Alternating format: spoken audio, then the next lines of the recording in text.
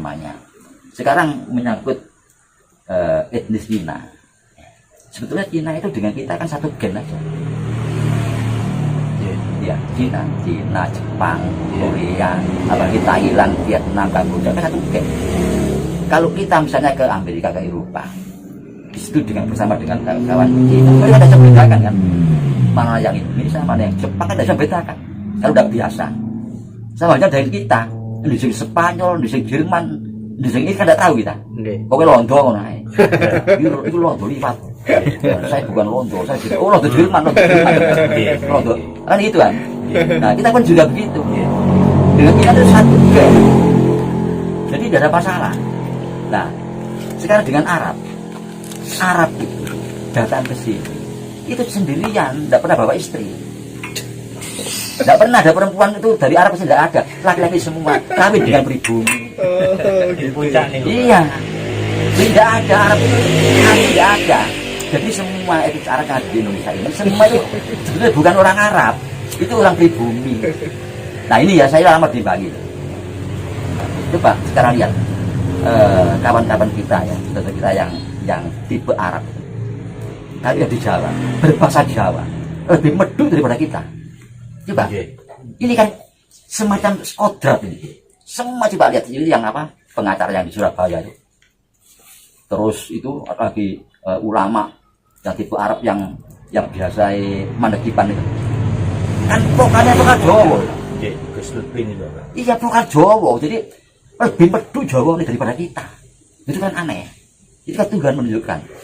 Nah, saya ini kalau ketemu dengan kawan-kawan di Bangil, jadi Arab Bangil, itu kalau guyon, wah itu Arab ini, dia hanya tersenyum, sesuai mangkel, meso, aku itu Jawa jancuk, mesti itu, aku Jawa aku iki, sesudah saya ini semua aku Jawa, aku iki, ayo, jadi kenapa kok ngumpul? Karena kocok-kocok ngono, akhirnya ngumpul, dia tidak merasa orang Arab, dia mau Jawa. Kalau di Jawa, mungkin di Batak ya wong Batak.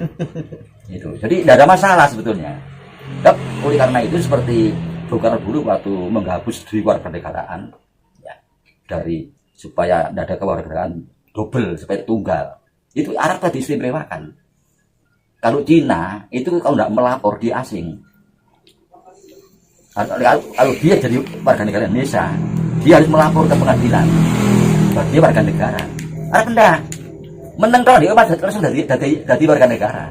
Karena baru tahu dia ngeluhnya ke sini itu dewean, nggak gawe bojo, kawin orang sini, terus kawin jadi pribumi. Itu mak tipe Arab itu kuat. Padahal jiwanya jiwa kita, jadi sama Indonesia. Gitu. Makanya Arab mengamuk deh. Aku Jawa yang meso dia. Itu jadi tidak ada masalah dengan pinon tidak ada masalah. Ya. Tidak ada masalah, dan mungkin kalau ucapan Mbak Gatot tadi sing wis ya wis, sing durung ya diapiki. Jangan sampai dibalik sing wis ya durung akhirnya sejarah ganon TNTE ungkit-ungkit lagi sesuatu yang mati dijadikan komoditas politik untuk memecah belah lagi, padahal itu tidak ada. Kemudian pri dan non pri yang pada kenyataannya sudah tidak kontekstual lagi untuk diangkat, tapi karena kepentingan politik ya diangkat lagi, dijadikan bahan-bahan untuk namanya politik ya, untuk cari massa dan lain sebagainya. Artinya ini sebuah kesengajaan, sehingga dari elit yang lebih tulus gitu seharusnya lebih kuat di depan menyuarakan tentang persatuan dan kesatuan. Seperti itu Mbak Gatot, barangkali ada yang perlu disampaikan lagi dari Mbak Gatot sebagai poin-poinnya. Iya. Dase. Ya. Poin pertama. Agak marah gitu Pak. Poin pertama itu para elit itu supaya memahami bahwa rakyat itu sederhana yang dibutuhkan. kan ya pokoknya aku ini mangan warak nyandang mutu.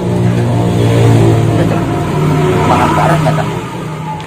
Mangan wareg, Nyandang mutu itu bisa. nyandang mutu. Iya. Yang dulu itu kan cuma itu. Aku ini mangan warak nyandang mutu. Kan umum itu. Iya. Jadi hanya sandang pangan dan papan, pokoknya udah ndak kudanan pas ndak kepanasan sudah. Ndak ingin jadi bupati, jadi gubernur, jadi menteri, enggak. Jadi mohon para elit yang ingin jadi gubernur, bupati, menteri, DPR pusat, presiden, ini ojo mengonjakan rakyat gitu. Iya. Ya. Tapi udah butuh apa? Butuh sandang pangan, papan, mesti titik sudah. Kalau Mas Bonang nggak pengen jadi bupati, tapi pengen kawin lagi kayaknya.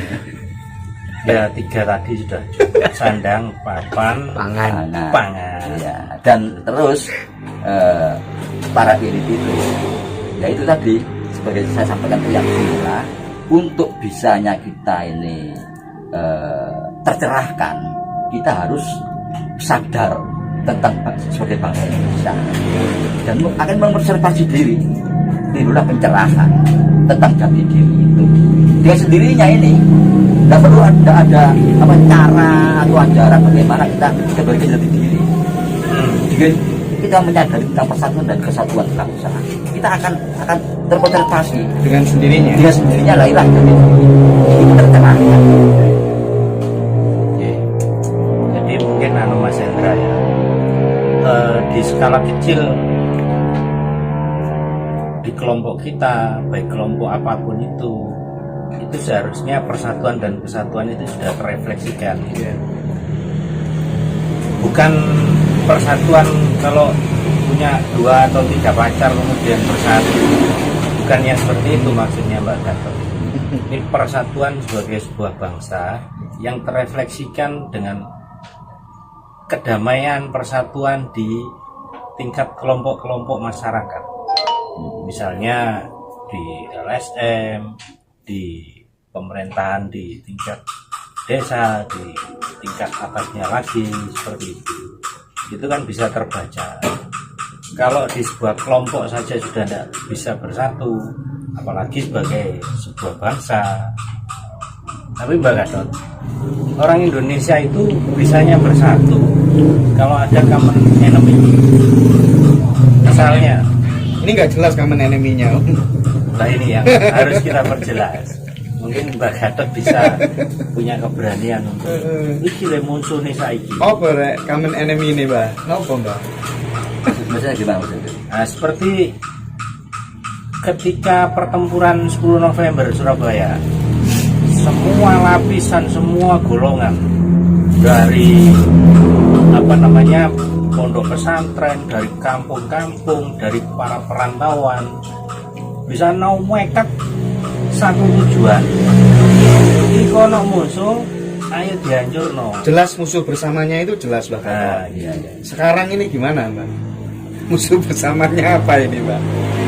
Ya kalau para elit itu pernah mengatakan itu musuh bersama kemiskinan. Sekarang kan sudah ada kemiskinan ya. Dan musuh bersama itu perpecahan. Perpecahan. Iya, itu musuh bersama. Perpecahan. Ngeri. Iya. Iya, harus Masuk, rukun, masuk, ya. betul. Perpecahan itu musuh bersama, bukan orangnya ya. Jadi pecah itu musuh. Kita tidak boleh pecah. Jadi sebetulnya kan ungkapannya kan sederhana. Bersatu kita teguh, bercerai kita teguh. Saking umum, saking populer, sehingga tidak pernah diungkap. Saking populer ya. Sekelotok. musuh bersama adalah Perpecahan. Perpecahan itu sendiri. Oke. Jadi istilahnya kalau dulu itu merdeka atau mati, ya, kan gitu lah. Daripada tidak merdeka lebih baik mati. Sekarang ini bersatu atau mati. Namun bersatu atau mati sudah jelas, ini sudah terpisah jelas. Lek bersatu ya makmur. Lek pecah terus, lek semakmur, untuk apa hidup? Ya mati bareng aja kabeh. Daripada terpuruk sampai seperti dulu, sampai ke titik nol. Terus turun temurun beberapa generasi ya. Jadi tadi bersatu atau mati ya. bersatu atau mati. Monggo Mas Hendra, saya agak kurang bisa ngomong karena Jadi pernyataan ini. saya sangat tertarik sekali dengan pembahasan diskusinya Mas Bonang dengan Mbah Gatot pada kesempatan malam hari ini. Ini contoh persatuan dan kesatuan yang luar biasa dari senior pergerakan mantan alumni pergerakan mahasiswa di Indonesia, yang satunya dari alumni Himpunan Mahasiswa Islam, satunya dari Gerakan Mahasiswa Nasional Indonesia. Jadi ngeri. Ini manifestasi persatuan dan kesatuan yang patut ditiru. Sebenarnya kalau saya sendiri persatuan dan kesatuan itu, kalau Mbah Gatot kan sering mengatakan tanggung jawab bersama begitu.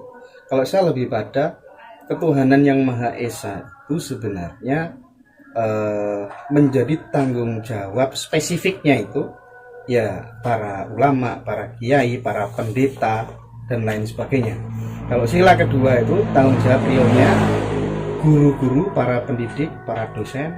Yang ketiga, persatuan dan kesatuan itu ya organisasi-organisasi kepemudaan, organisasi-organisasi kemasyarakatan. Itu memang harus kemudian menghilangkan egosentrisnya masing-masing. Nah, yang keempat itu barangkali wakil rakyat, baru kemudian terciptalah keadilan sosial bagi seluruh rakyat Indonesia. Itu kalau saya, Mas Bonang. Monggo untuk closing ya, nanti Mas Bonang dan Mbah Gatot monggo apa yang mau disampaikan di closing statementnya, karena nanti malam saya harus lanjut live lagi di Ngaji Roso bersama Eyang Jatikusumo. Monggo closing statementnya dari Mbah Gatot atau Om Bonang.